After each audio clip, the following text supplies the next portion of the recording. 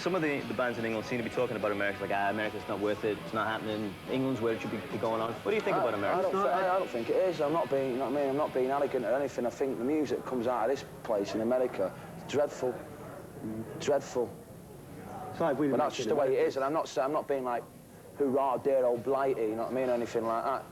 That is just a fact that the best bands with the right songs come from England.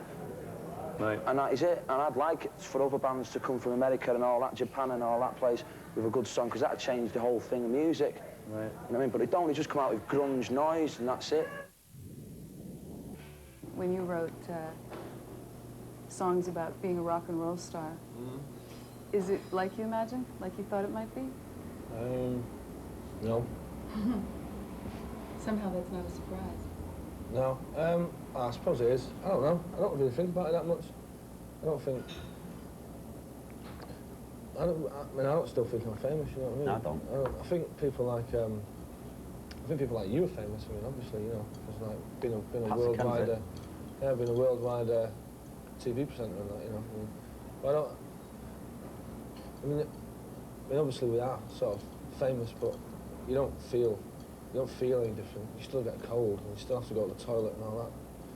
So, one thing about fame is you get to ride around in limousines every now and again and get your autograph and picture taken and all that stuff, but it's not any different, really. Is there any part of it that feels uncomfortable at all? Feels... So, yeah, sometimes. It's all right when people are coming up to you and shaking your hand and telling you how much they like you and all that. Then you get the other side of it, the people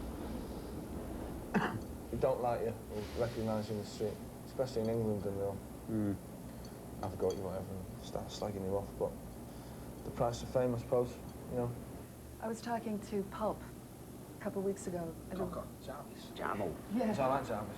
Yeah, and we were talking about this, and I asked him about this preoccupation in Britain with making a scene. You know, you're in a scene and they call it a scene, and as soon as you describe the scene, then the scene's got to be over because nobody wants to be in a scene.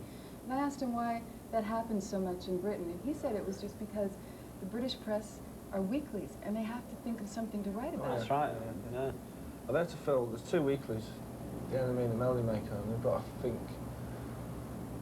Every 7 days they've got to come up with 60-odd pages of something that's new.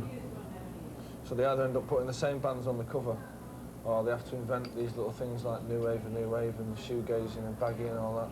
They don't really exist. I mean, you might read about the new wave, the new wave over here and think that it's like this happening thing, but I mean, there's no new wave bands who sort of get in the charts or anything like that. It's all just, it's set up to sell newspapers, to con the kids into thinking that they're part of something that's not really happening. One of the things you said is you haven't heard a good song in 5 years that you like. No, well, that was a bit of a lie. I heard a few. I've heard a few. I haven't heard a good album for 5 years. I've heard a few songs now and again. They're good. Yeah. What? I haven't heard a decent band for 5 years. You've known about him, Paul Weller, an exception. Verve, you know what I mean? That's about it. Right. I mean, you can count it on one hand anyway. Does it seem to be getting more grim in Britain as it goes on in time? Yeah. And why do you think that is? Music-wise? Yeah. Oh, absolutely, yeah. You can't write songs. People don't think about writing a full song. They think about writing half a song. They think if they write 2 minutes of a song, that'll be all right. They'll sell it to loads of indie kids. Yeah, and bring out 10 different mixes of it. You know what I mean? It's like, well, that's not writing music. And now we're gonna put that thing up. We're going like, if you're gonna write that song, you're gonna have to write it better than the one we're releasing. It's as simple as that. Or otherwise, don't do it. I don't think there's anybody else doing anything at the moment which is saying anything. I think the people who write songs in England are just a bit too self-centred and tend to sing about themselves and the childhood and their past and how crap their life is. I don't think people just particularly want to listen to records by other people about how bad their childhood was, because that's just boring. It's like, so Eddie Vedder, he had a rough childhood, joined the club.